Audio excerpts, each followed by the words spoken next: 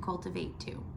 This is primarily a fiber arts podcast, but I get up to all kinds of shenanigans while I homeschool my kids.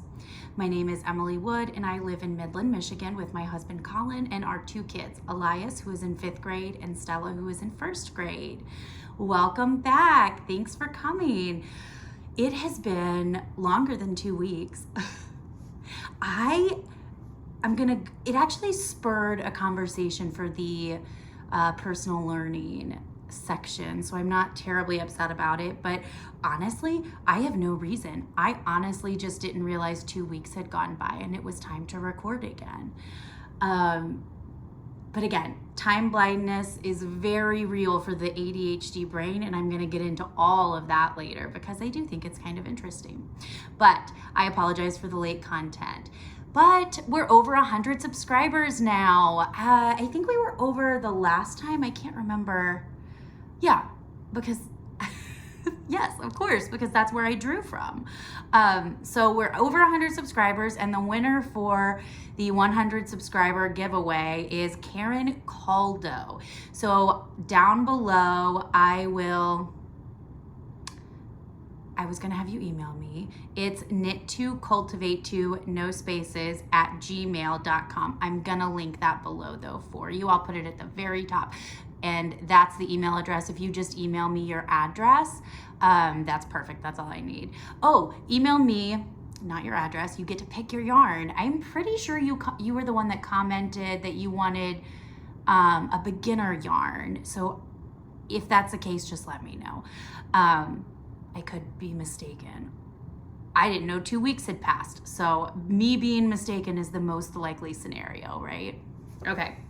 So then, next in admin, we have a new quarterly giveaway. I smushed them together because I didn't have any entries, and we're just doing a Use Your Stash make-along.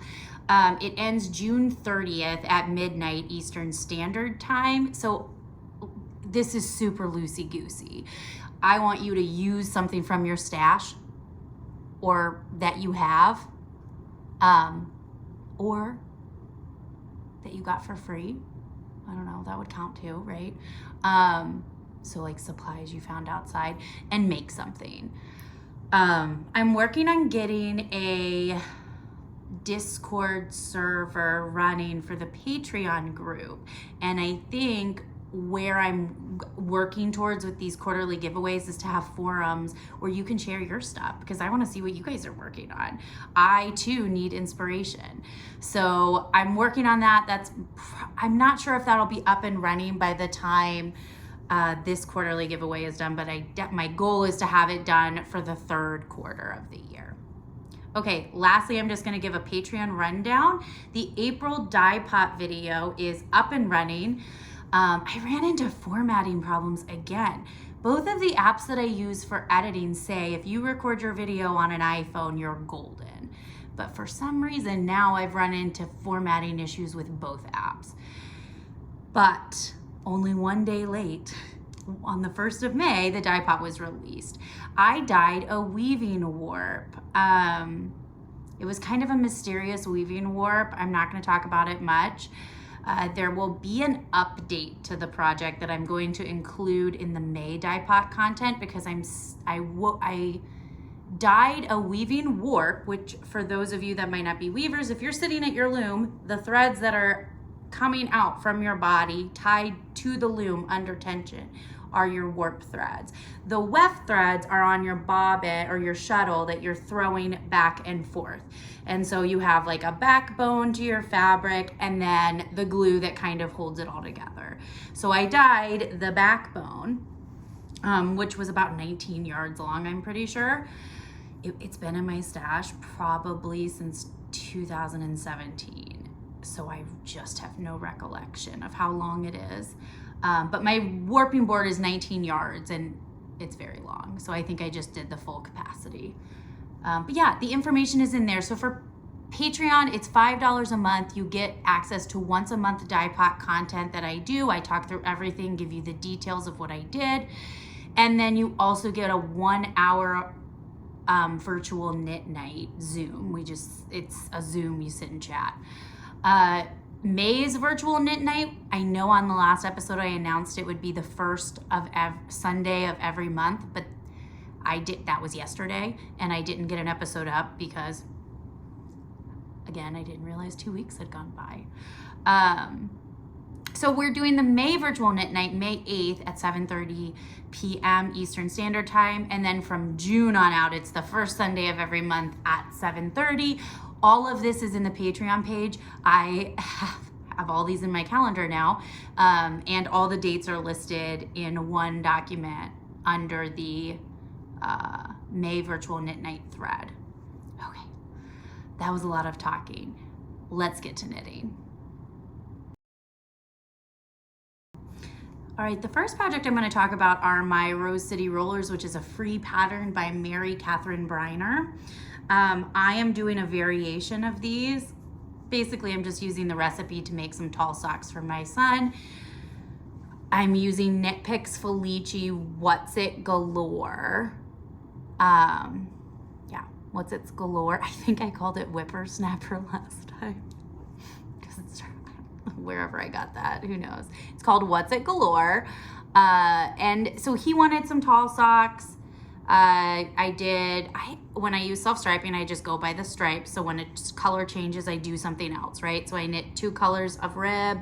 And then on this pair, I did 4 stripes for the leg, did the heel, and then I count my stripes after the decreases. So I'll get the decreases, and that's how I count my leg. They work really well. It's a system that works really well for me. Depending on how much yarn I have, when I make a pair of medium as designed Rose City Rollers, I can't get matching stripe patterns. I have to get like fraternal socks, but I had 2 50-gram skeins of this. So I did, I totally didn't do that. I could have, but I didn't. That's funny. I wonder how did I not notice that till now? Oh, that's not good, guys. All right, well, I have fraternal socks. All right, but these ones match. I did a second pair, and these are, I've had a lot of vanilla knitting time, so these are, I can knit socks while reading a book. I can knit socks during soccer games because I don't have to look at my hands. Play dates, I'll talk about this in homeschooling, a lot more social and building our community here in Midland since we're still haven't even been here a year yet. Anyway, so I've been going through socks pretty quickly. The second pair were animal cookies. And I started and finished these. These match. I cannot believe that. Oh. Same thing, except I added an extra stripe in the leg.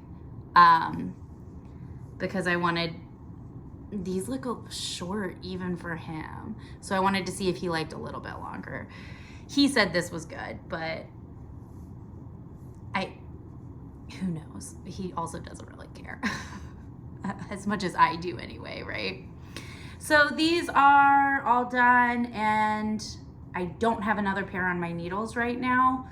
I think that might have been the only, when Knit Picks Felici comes out with new colors, I go and order 1 skein of all of the ones I like, and then 2 of the ones that I'm like, just if I really love it, I get 2. And that doesn't happen often. Honestly, I like Felici, but it's not like amazing in my eyes. Like I didn't really care for this. I just knew Eli would like it. And this I thought Stella would like.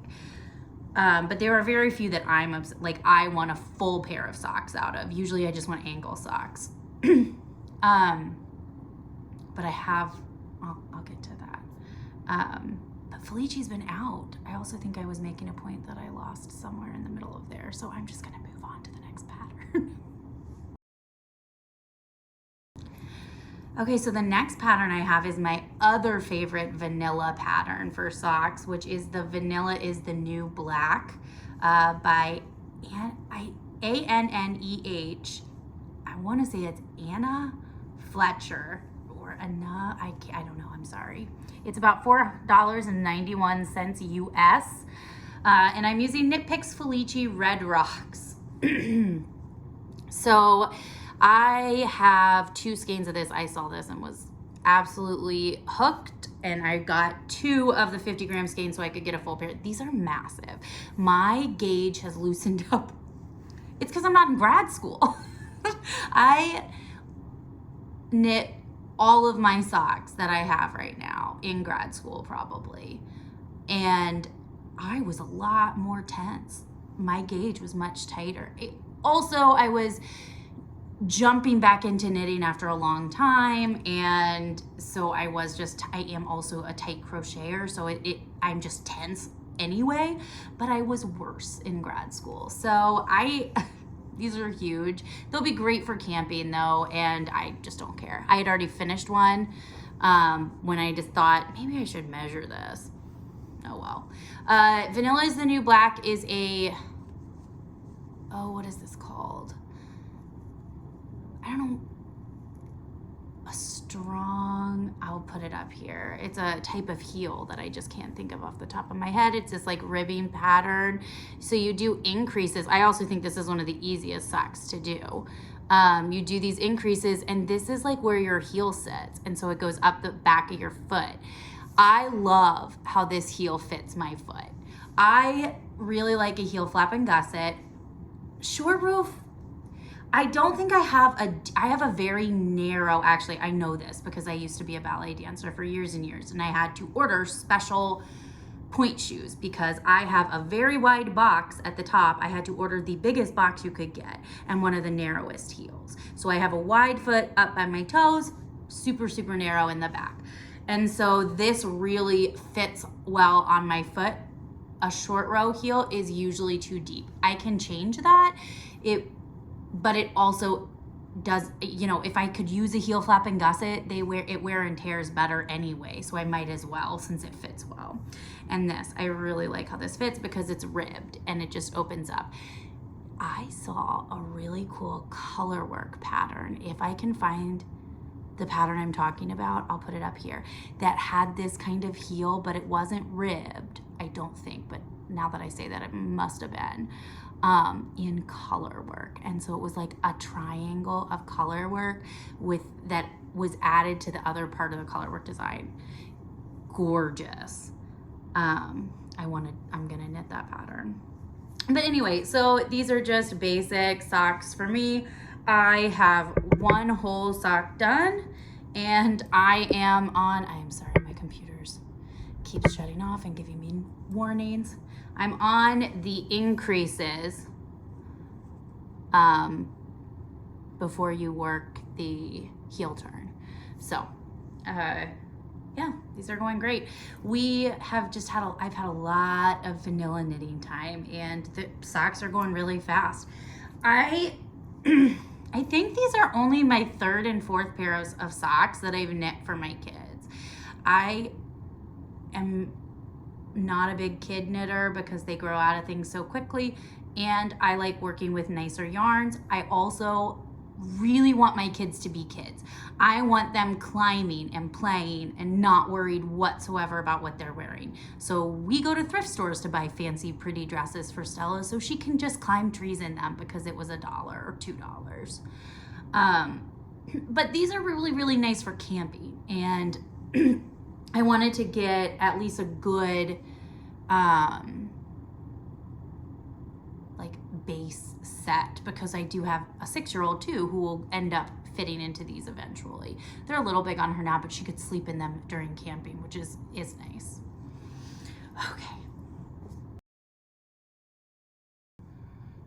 Really quickly, I just wanted to show you a picture. I put together the outfit for the soldotna crop that I showed off last time. I kind of was in debate of if I was going to add a little bit more length. I felt like it was more cropped than I would have wanted. but I went ahead and blocked it, and I really like it. I still think it's a little short, and I was kind of tugging at it when I wore it yesterday. But anyway, here, I'm going to show it to you. I paired it with a pink dress, and just a pair of sandals. But I really like the look. And yeah, I'm happy with it. But I went ahead and blocked it, and it was good enough. I wasn't going to rip out the bottom and add more length. I have a good amount of extra yarn, but I'm also thinking of just making a hat or some mitts. I wouldn't do mitts. I guess it doesn't matter. It's a short sleeve sweater. I'm not going to wear it in the winter, so they wouldn't be worn together. But I have a lot left that I might do something with, so I haven't decided yet. It's going on hold, but I just wanted to show you I'm really happy with it. And I wore it to church the other day, and it was cute. It was yesterday. Again, time blindness, man. Whew. All right. Next, I want to talk about the Modern Mocs by Becca Knits. This pattern is $6.99 US. I am knitting it with Knit Picks Simply Wool Bulky Weight with the colors. Let me find the ball bands. I think I have them right here. I think I got it wrong last time. Yeah. So the pattern calls for Wilhelmina and Wendy. I'm sorry, this is Knit Picks Simply Wool Bulky Weight. This is 100% eco wool. And I am using the colors Wilhelmina and Winnie. It called for Wendy, but they were out of that, so I went with Winnie, which was a little darker. Yeah, so I left off, I was working on, let's see, I think you end on this flap, the back flap, before I started this I-cord binding to bind it all together. So these were really open, like up down to here. And then you go in and do an I-cord edging, and it looks really nice. All right, here's the deal with it. They're huge. They're not, I gauge swatched the bottom, which I feel like the bottom's good. It's the right size. It's a double knit bottom, but then stockinette right here. This is what's loose and really big. This is a little big, but not bad. So I had my husband try them on. My husband is like 2 inches taller than me. So his hands and feet are like barely bigger than mine, right? We're just tiny people. And so these are just enough. They're still big on him, but not big enough that he won't wear them around the house and be comfy with them. But yeah, so I was bummed. But like I said last time, this is not an easy construction. There was a lot of short rows and cutting and beginning of shifting of the beginning of round. And so there were a lot of cut ends. Ripping it out just seemed like a pain when it fit him. So I went ahead and finished and got both of them done. So these are for him. He can now have them. I wasn't letting him have them until I got, I talked about them, showed you guys. I don't want them to be dirty. Anyway, they're really nice. I really like this pattern. I don't love that this is stockinette. I wish it were double knit too.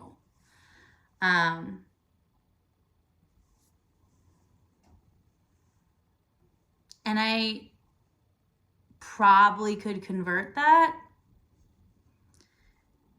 But anyway, I'm going to make a pair for myself. I have to order more. So this is the Wilhelmina, the dark. I have plenty of that. I don't have any more of this. It used up about everything. And what I think I'm going to do, because it could handle to be more dense, instead of do a different size, I'm going to go down a needle size, which I think I'll like more. But yeah, I gauge swatched for these. I just didn't gauge swatch the stockinette. I gauged the double knit. Anyway, so I need to order yarn for that. I also am ordering some palette for a colorwork design I talked about. The Kelborn woolens, which I made the soldotna out of, was what I bought the yarn to do this design with, but it just wasn't the right colors. So I need to place that order. That's actually on my to-do list today. All right.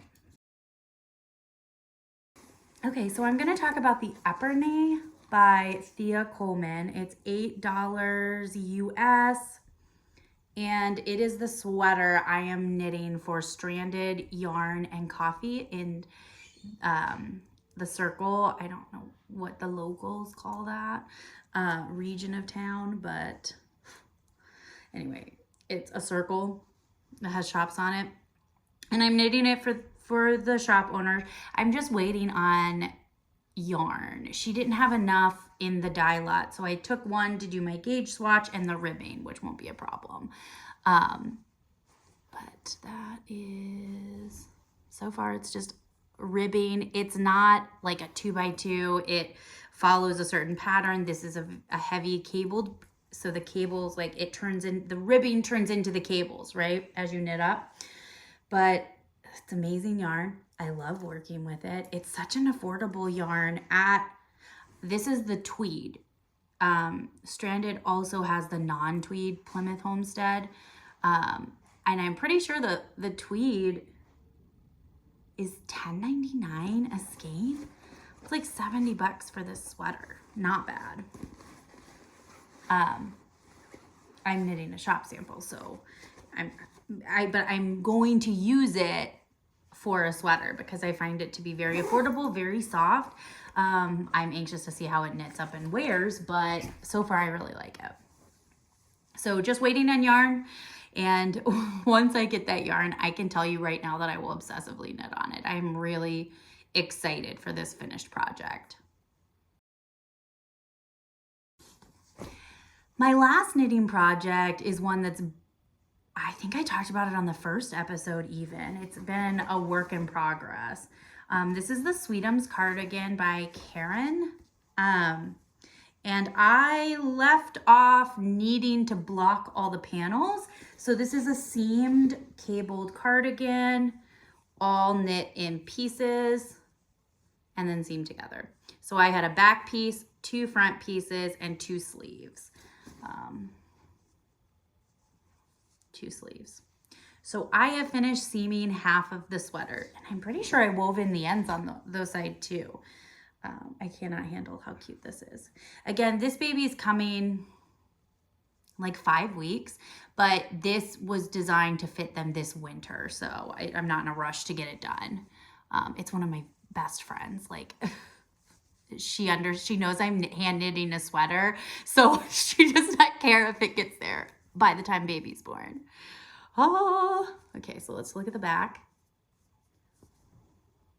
It's hard to see the dark on camera. I love it though. And then the front panel. And the sleeves have a cable design running up the top of the sleeve. This was rough to seam. A, it's dark yarn. B, it's cabled, so there's not really good stitches to go under and like see where you are. So the seam itself is not amazing in places. It's pretty good. It's fine. The person who's getting this is not looking at the seams. They are not going to care. I, on the other hand, am looking at the seams because I did it. But you seam the shoulder, the front panel to the back panel at the shoulder. Then you seam the sleeve open from here around to the front, here around to the back. Then you seam the panels here, and finally up the arm. It's in timeout. It wasn't that bad. Honestly, I got confidence as I was going, and this part took a while, and then I put it down. And then once I got this sleeve and it went well around that, the rest was easy. And so I'm obsessed with this. I'm so excited to see pictures in this. I expect tons of them. I've already told her. but I'm really excited to ship this project out. It's turned out really, really good. And I think it's gonna get a lot of use. They live in Minnesota, and it is very cold there. So this will be a really great outer layer. It is a worsted, you can tell it's a worsted spun. It's a very dense yarn versus a woolen spun. So it might not be the best warmth, but it'll be a good outer layer for sure. Yeah, I was really excited to show you guys this one because I'm really proud of this. I think it is really, really cute. And yeah, I'm really excited.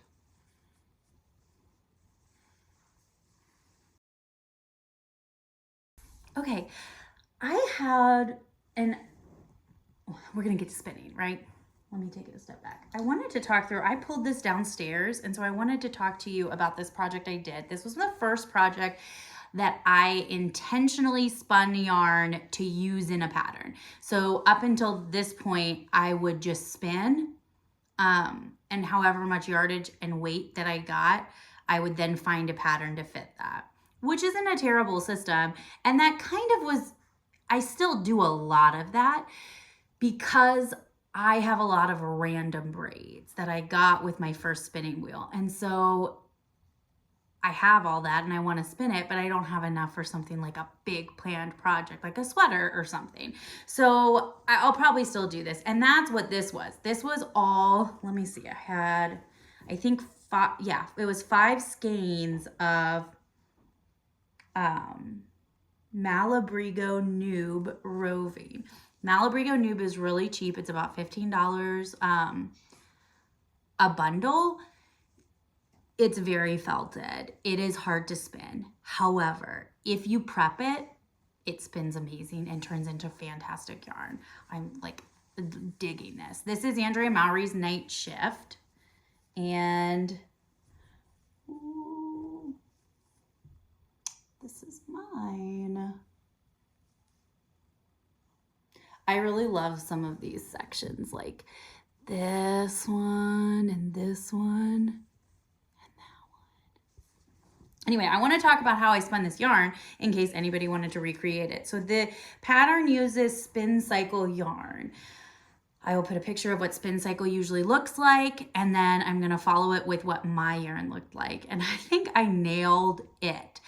How I planned it to look like spin cycle. So what I did was I'm going to demonstrate with this braid of yarn I have here that I'm going to talk about next, or fiber. So I took my braid of fiber and I split it in 3 lengthwise and then broke it and then spun end to end. They were traditional 3-plies. I think it calls for worsted weight.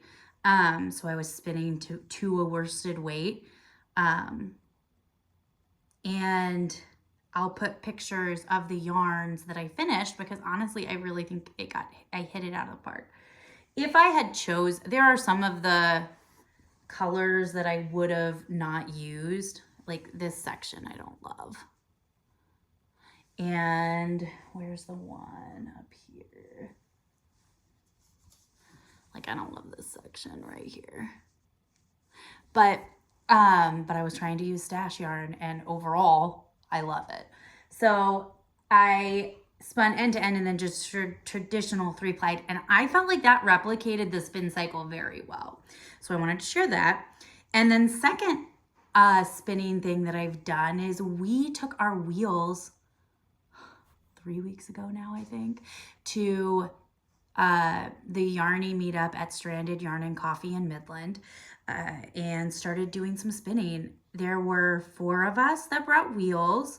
It was a blast. I'm going to put up the picture that either Carolyn or Nicole posted on the business page or the Facebook page of all of us spinning, which was fun.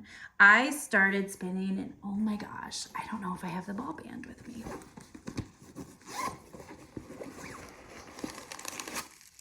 Yes, I do. Thank goodness.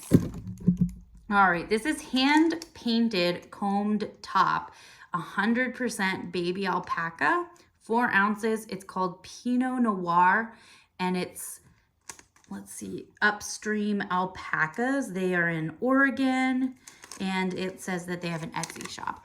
I have no idea if this is a valid Etsy shop. This was in my stash when I bought a wheel years ago. So, but it's something that I've been kind of hoarding. And so I pulled it out and started spinning. It's just going to be weaving yarn because I'm spinning it very thin. It'll be more like a lace.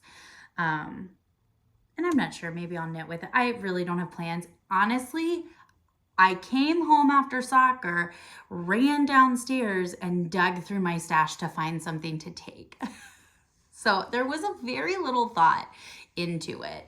I'm just going to spin to a bobbin and probably chain ply it. I like the long shifts of colors. There's these grays, this purple, and a maroon. I don't really need it to be blended. So yeah, I'm gonna see what that is. I don't know the next time everyone will bring a wheel.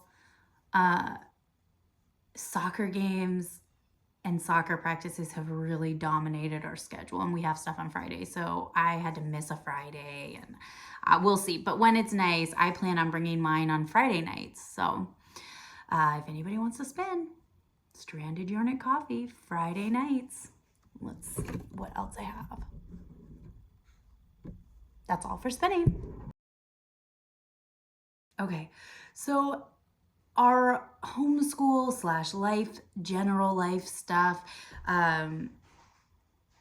was, I don't know, we didn't have a lot going on other than new stuff. So it's just been an adjustment period, right? Soccer started, which both of my kids are playing. They have a practice and a game every week. Some weeks we have 2 games, and there were pictures, and yeah, I mean, it's just been, it was a lot to add to our schedule, I felt. But for homeschooling, we've really been focusing lately on building our circle. Like I said, we haven't even been here for a year yet. So like our circle is still very small. Not anymore. I feel like our circle is very large now. But socialization was really the goal for our spring. As the weather warmed up and continuing into the summer, that was kind of our goal. One of the things we do is go to a coffee shop on Mondays. Today's Monday. We're going this afternoon. And there are 4 of us now that are regularly hitting it, which is fantastic. We bring kids play games, walk around the mall, chit chat, color, and moms sit and drink coffee.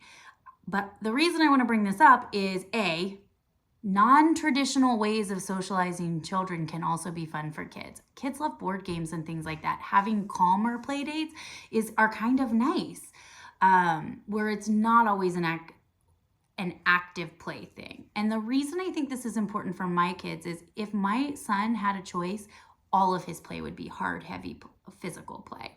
So any play date we had, that's what they would be doing. This kind of makes them explore other things. So him and his friend on our Thursday meetup, we're playing Nerf guns outside in the yard, running around.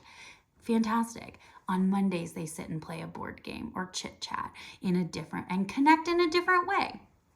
So I have found that having specific calm play dates are kind of nice and beneficial in ways that I had not thought of previously. The other thing I wanted to mention is this coffee shop is amazing. If you are in Midland or anywhere close to Midland, Cultivate is run by a church. It is a coffee shop in the mall.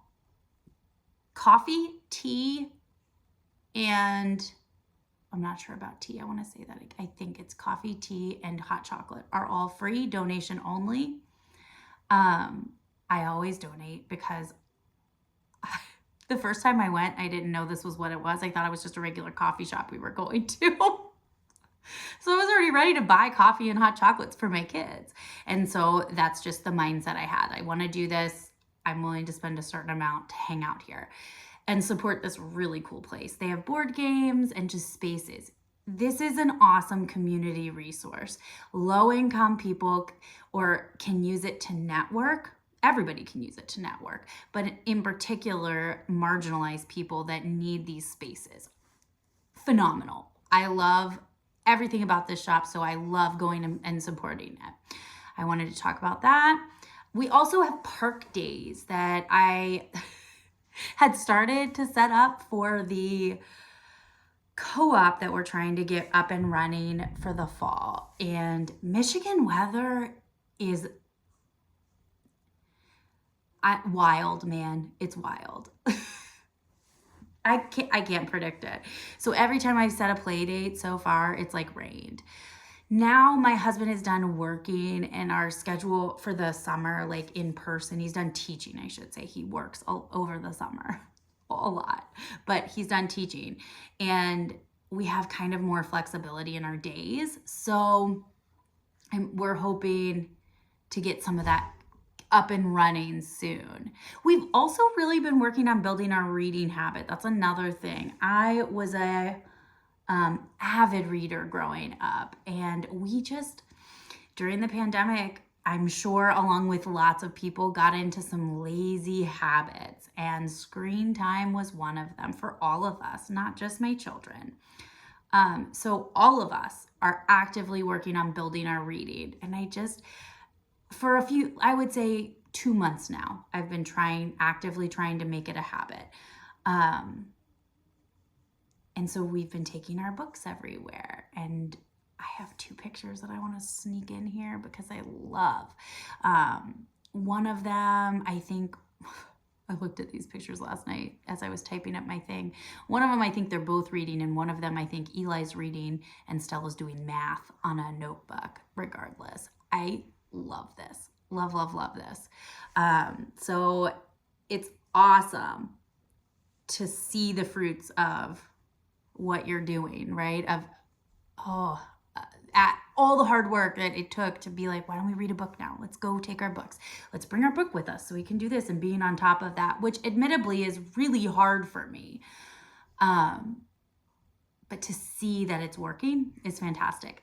Another thing I want to talk about, I shared this on my Facebook page and people thought it was, or I saw that people liked it. So I wanted to share it. I always have a deck of cards in my purse. This is my favorite mom hack. I keep a deck of cards in my purse. It's now my favorite homeschool hack because at the dentist, my daughter pulled out that pad of paper and wanted to do some math.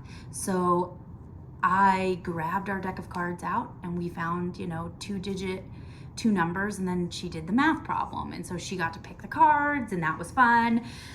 So we did like an entire math lesson in the waiting room while her brother was getting his teeth cleaned. I also like to keep decks of trivia cards with me at any time because they're fantastic conversation starters, which again is something I struggle with, coming up with things off the top of my head to talk about. So times that this has been nice. When we were on a hike with our friends and the big kids were getting a little bored, so I pulled out science facts and we just started doing trivia questions. Entertain them for the rest of the time. So, sorry, I got a text message. I cannot do 2 things at once, but my brain refuses to believe that.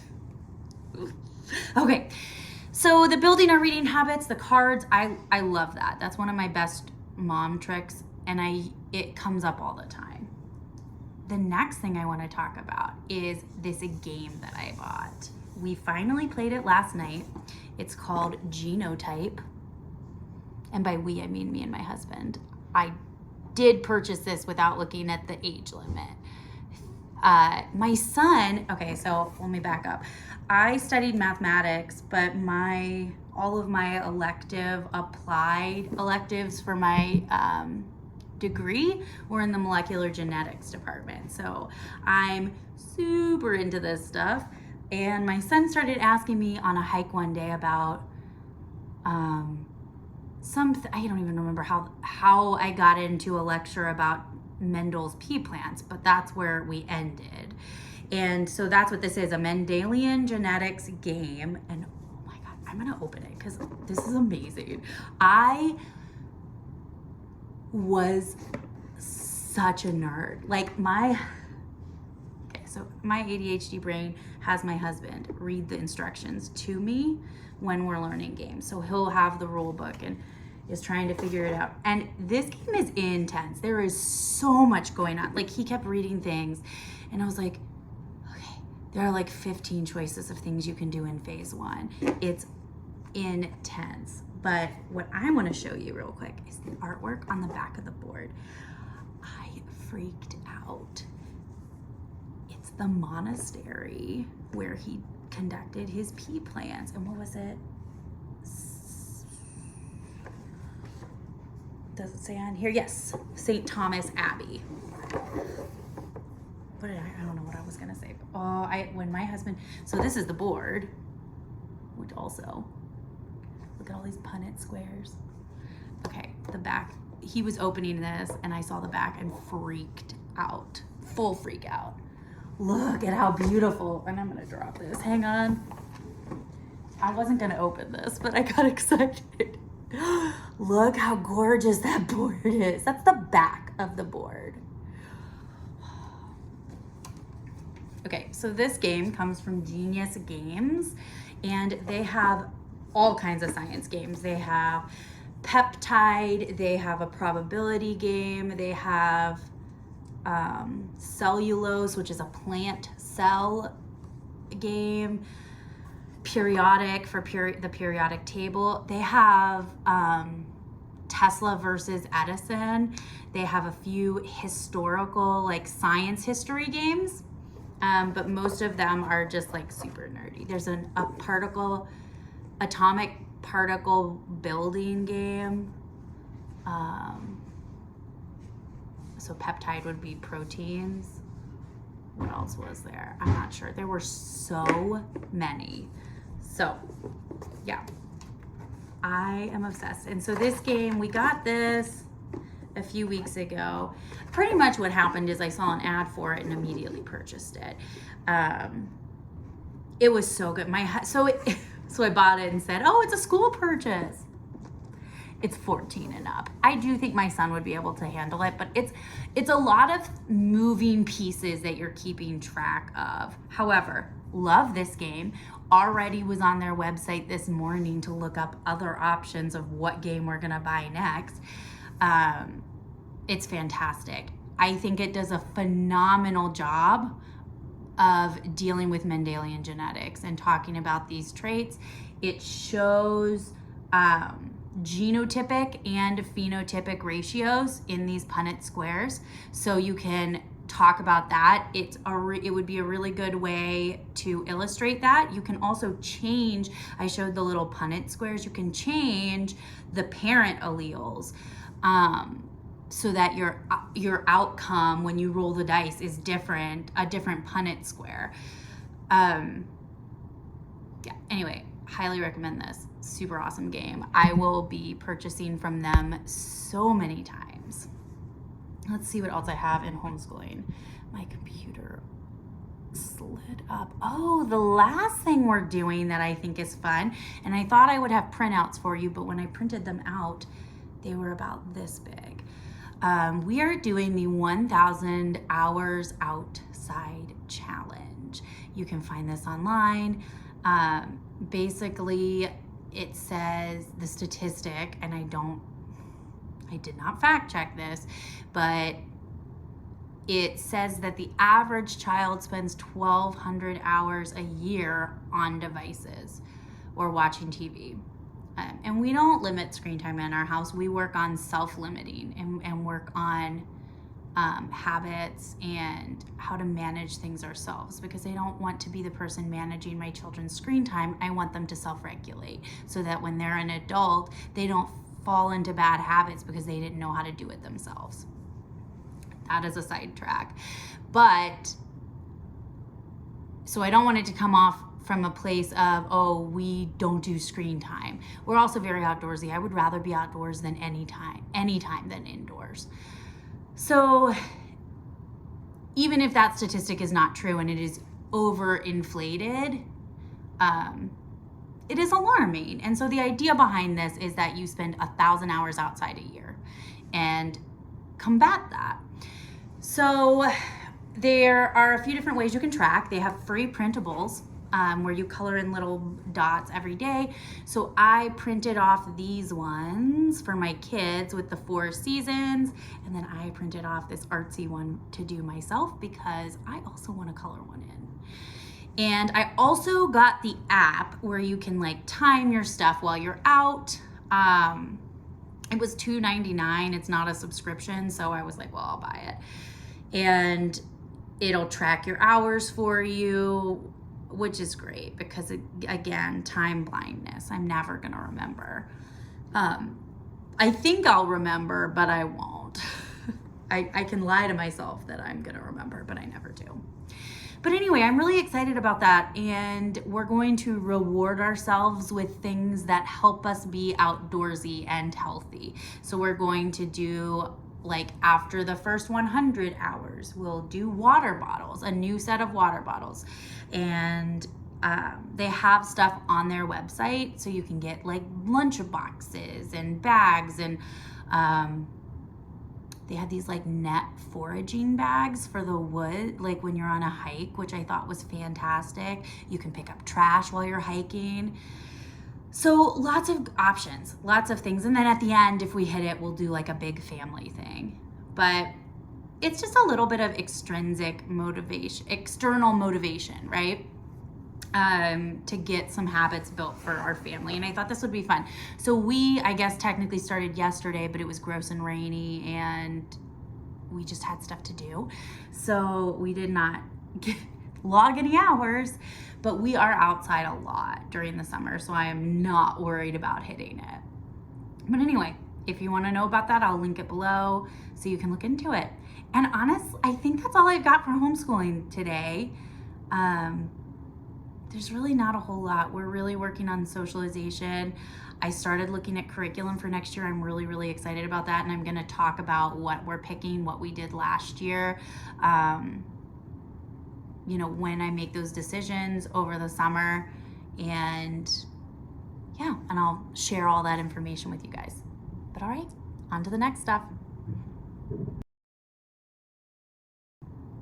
Okay, so quickly I wanted to go into what time blindness is for people with ADHD. I think this is an interesting concept that people do not understand unless they have it. I know that it still throws my husband for a loop sometimes. But time blindness is literally not understanding linear time. The ADHD brain knows now and not now. So if it's not now, it's the other category, not now. There's not now and yesterday, the day before, last week. It's not now. I can't tell you how many times this comes up in very shocking ways. I asked my husband just yesterday, did we have this conversation this morning or yesterday? I have no concept of when things happen, just that they did. And another example of this was on I use Marco Polo, if you don't know what that is. It's like videos you send back and forth to each other, basically like text messages, but then you can listen to it on your own time, and it's a little more personal than a text message. So my friends and I really like using that. But we were talking about something, and I honestly couldn't remember if the story I was about to tell happened when I knew them or before I knew them. I just knew that it happened. So that's hard. And it seems pretty minor. It doesn't seem like that would be too big of a problem. But let me tell you one example when it can be really problematic for me. I have multiple health concerns and health issues, and monitoring those is important. I cannot tell you, before I knew about ADHD and before I knew that I had this time blindness, how many times I went to a doctor with a problem and they say, well, how often is this happening? And I have no concept, none. So tracking things is really hard. And in medical instances, it can be a real problem, and it can lead to things getting ignored unintentionally, which can be a problem. So the way I overcome this is brain dumps. So in my phone, in my notes, I have tons of different notes open. So if I So I have one for medications. So when my kids are sick, I have to write down what time they took the medication because there's no way I will remember. So I'll have like the medication and when I gave it to them in a spreadsheet, and then always do that. But again, this is something you have to be in the habit of doing or you'll forget to do it because of ADHD and time blindness. So it can become a bigger problem.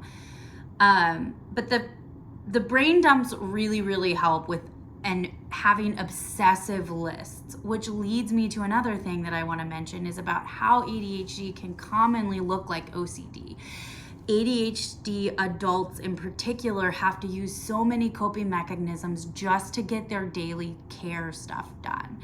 Like having intense routines where you literally do things in the exact same manner every time, because if you don't, you'll forget something, which seems like OCD. It on the surface looks like OCD. It's not, it's a coping mechanism to overcome the ADHD symptoms.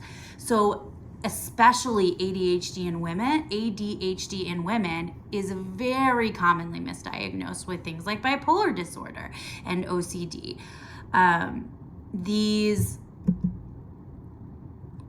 Anyway, all new stuff, all things it made me think of that I wanted to share with you in my personal learning section because I thought it was interesting and I wanted to go into the time blindness thing. Let's see. I'm reading Wild and Free still, and I don't know how many chapters I got through now or where I'm at in the book, but I got through much more. I told my husband I wasn't sure if I was ready to talk about this, but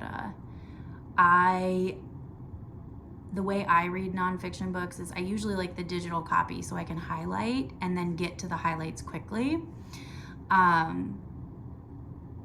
And I use different color-coded highlighters for different things. So like I have pink for quotes that I want to keep and I agree with.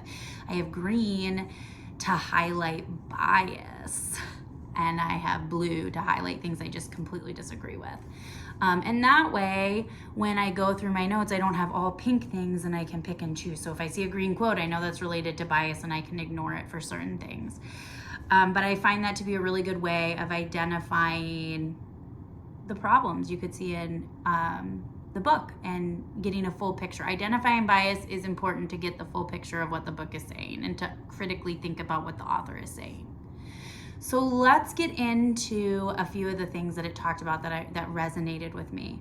So the first thing was that homeschooling doesn't exist to replicate the classroom at home.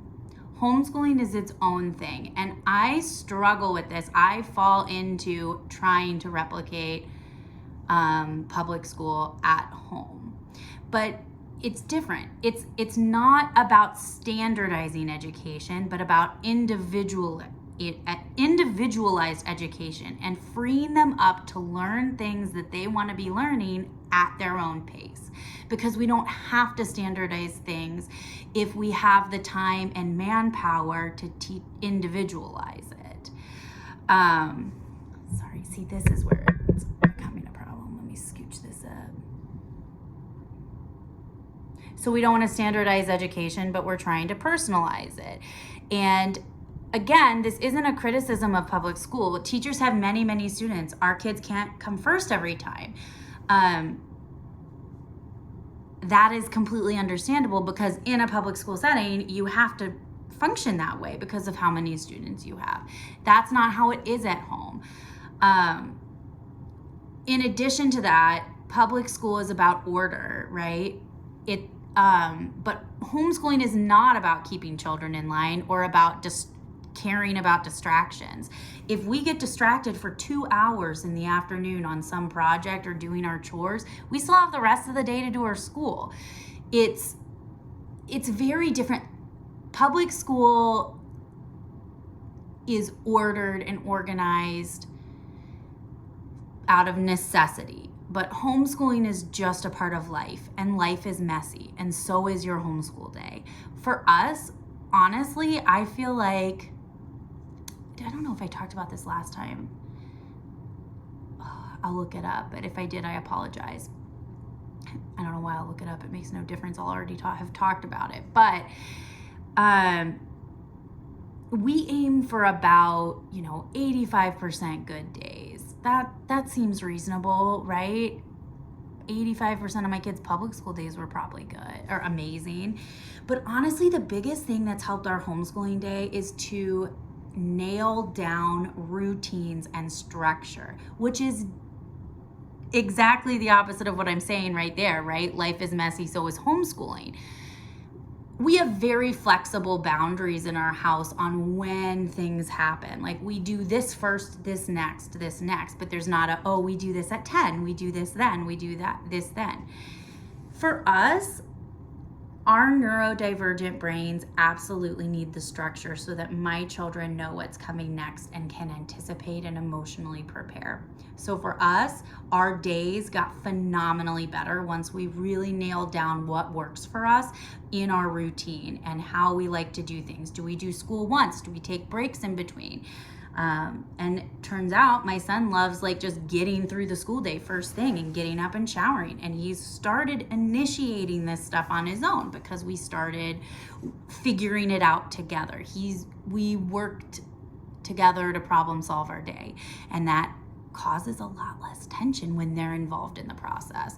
I got way off track there with that though. So I'm going to move on. Let's see. Oh, a comment I saw, I'm not sure what this was in relation to, but it's talking about your children and how they are real people given to us to nurture and care for, not conform or control.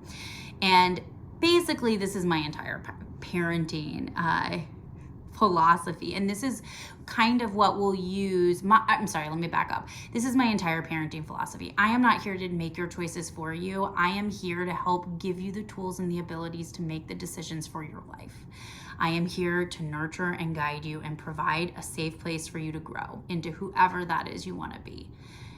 So with that being said, I think I mentioned before, our children, we live in a very good school district. Public school is not the reason we homeschool. It is not because our public schools are not good. In fact, I have been told that our elementary school is the best one in the district. I'm not local. I don't know anything about it. So I have no problem with my kids returning to school. We are very pro public school. My son is going into middle school next year, so we're at a transition point where we are really going to sit down and heavily talk about what he wants the middle school years to look like, and if that means he still wants to homeschool. But ultimately, I want him to make that choice so that he is happy with what he's doing. And the good thing about Michigan and homeschooling in Michigan is if he goes back and doesn't like it, I can pull him out that day. We can come back. We have choices. So I can give him the flexibility to make those choices himself. And that's about all I wanted to say about that. But that quote, I just loved it. And the other thing, it says that studies show that the average family spends only 36 minutes together every day. I don't know if that is factual.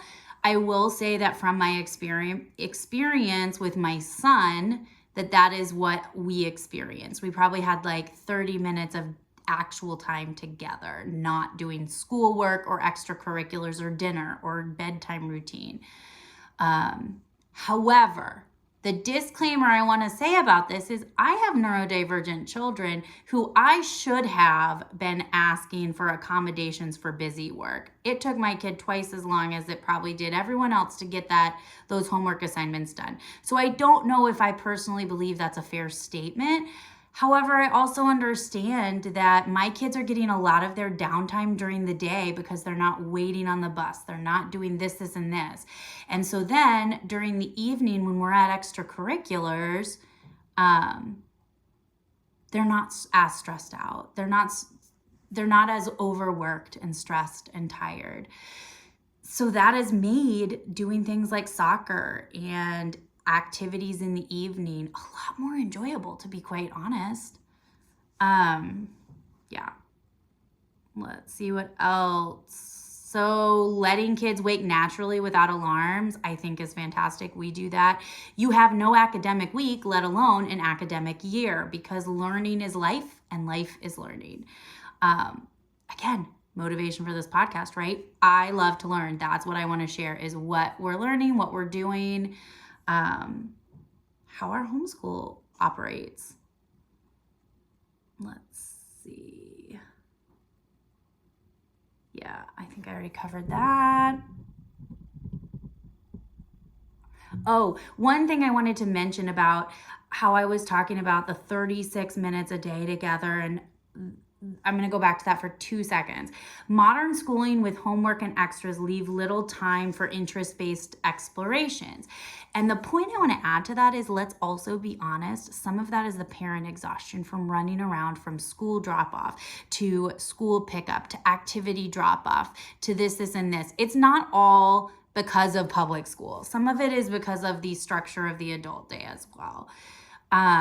At least for me, some of it was just, okay, we just struggled through hours of schoolwork. Now I'm tired. And that's a struggle. I have a lot less of that homeschooling than I did with public school. And for me, that's because the things that come with public school are just hard for my brain to organize and manage. Harder than the homeschooling anyway. Let's see. Ooh, this is a great point. So this was saying that being able to give our children individualized attention, even for a brief amount of time of day, allows us to put the joy back into learning. I really like that. However, what it made me think of is something we do called special time.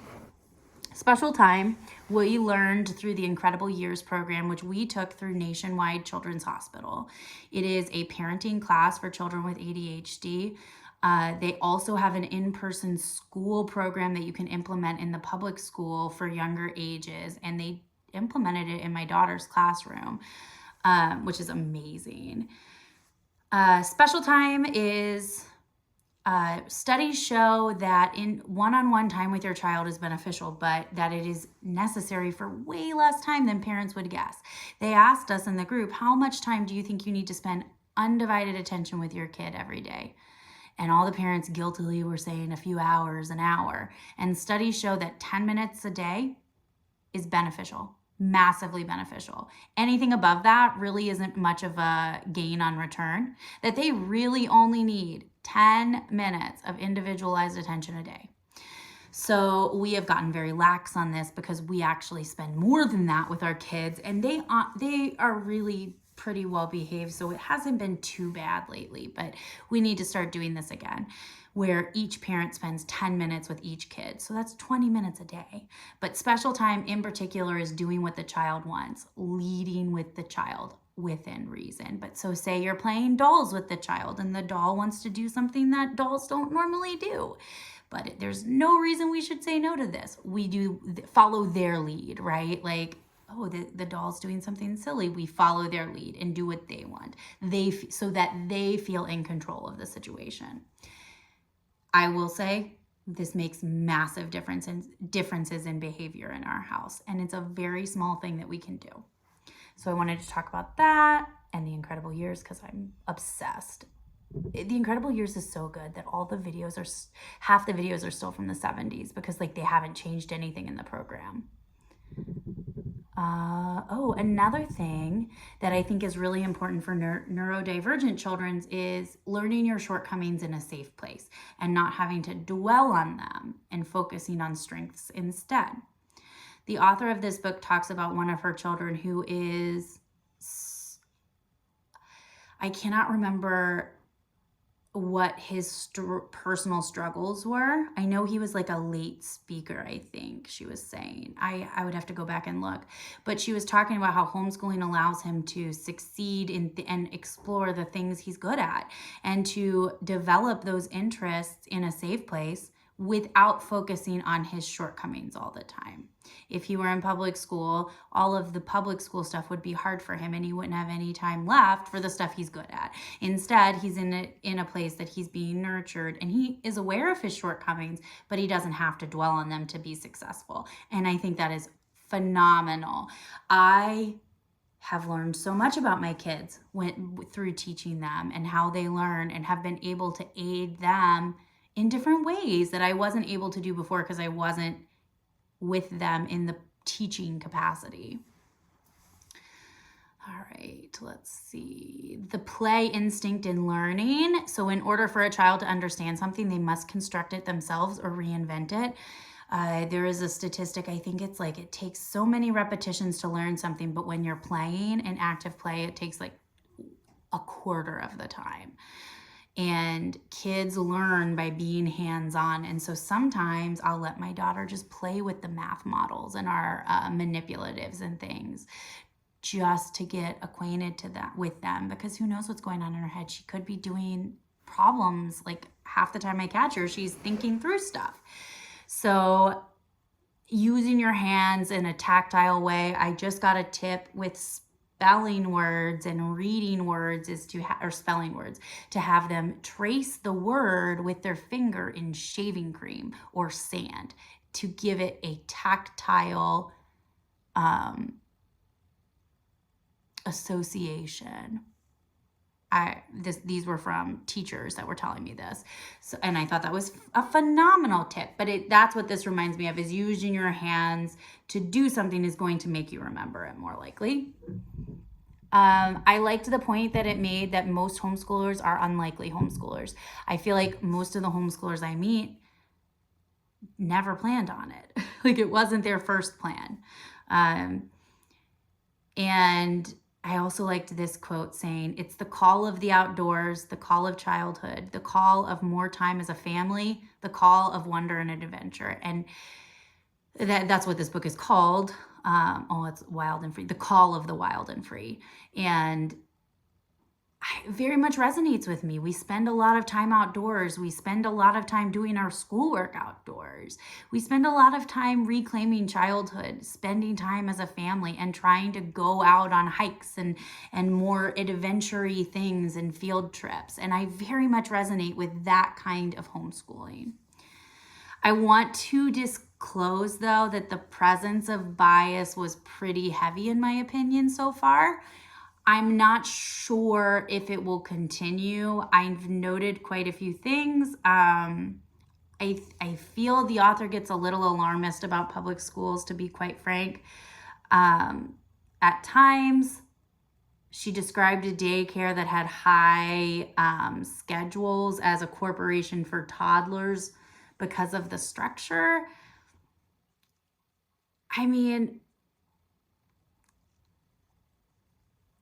public school children are not damaged. Our child is not better because he's homeschooled now. Our daughter never has been to public school, but she's been to daycare and loved it. I get it. Like, the structure is necessary at that age developmentally. They need that. And everyone at home has structure too. It's just different, and you have to have more of it in a group setting.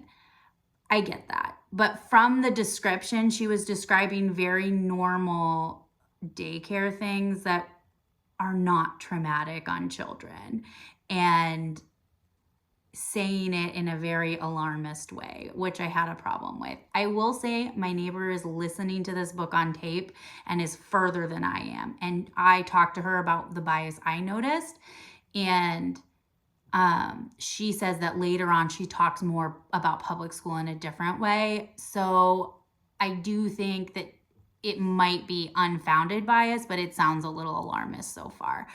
And again, I'm reading this book as a place of, I love homeschooling, but if my children want to go back to school, they can go back to school. So my perspective might be a little different than the authors. And I also had great experiences at public school. Maybe there were some other experiences that they have, but there seemed to be a little bit of privilege that could have been checked as well in times.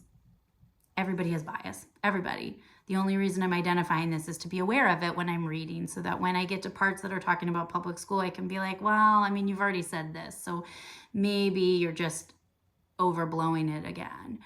That stuff is important when reading books. Other than that, I think that's all I got about this book. It's phenomenal. I really, really like this book. It's got a lot of really good points. I agree with most of the things it's talking about. Again, I'm a newer homeschooler, so I still feel like I'm learning and like figuring out what we like, what works for us. So this has been very educational. Now, I know the book gets into different styles of homeschooling, like classical or eclectic, or unschooling, and it talks about all of those. So I'm excited to get to that part so I can kind of share some of those differences with you and learn about them myself, because honestly, I don't feel like I know about a lot of different stuff. I'm pretty classical in nature, because I was a public school kid and I taught during grad school, and yeah, that's just what I'm used to. And it does work for that setting works for my kids. But we also do some unschooling subjects and things like that. So we're kind of a good mix. But that is all I have on that book. The other book I'm reading is called Ravelry by Ryan LaSala. I think it's a young adult book. I have the audio and physical, and I don't remember how this book got on my list. It's good. I feel like I'm almost halfway into it though, and like still kind of unsure of what's going on. So I'm going to keep going with it because it is good, but it hasn't grabbed my attention enough to be sucked in. And I think I'm about halfway done. So that's been a little disappointing. Again, I can't remember why this got on my list, but I feel like somebody told me to read it. We'll see. But it's good so far. And other than that, I've been watching a bunch of different stuff, but I started a show called Wakefield on Showtime, and it's an Australian show about a psych hospital. And honestly, I first off just love how this was filmed. Like, it goes from point of view to point of view, and it'll go for a while as one character and then go back about halfway to the story and then tell it as a different character, then go back a little and tell it from someone else's point of view until the episode ends. So you get all these different really cool point of views. It's filmed phenomenal. I just love how they designed it. But then in addition to that, I really feel like the topics were, I thought it brought up a lot of really important things in mental health care and how important it is to treat people and with the dignity regardless of their situation. So I think I'm on episode 4, but so far really like it. And other than that, I haven't been doing anything else. I think that's about all I've got today. Thank you so much for coming. I hope you learned something. I hope you enjoyed seeing what I've been working on or what we've been up to. It honestly hasn't been a lot, but it's been a nice few weeks, and I'll see you guys next time. Bye, guys.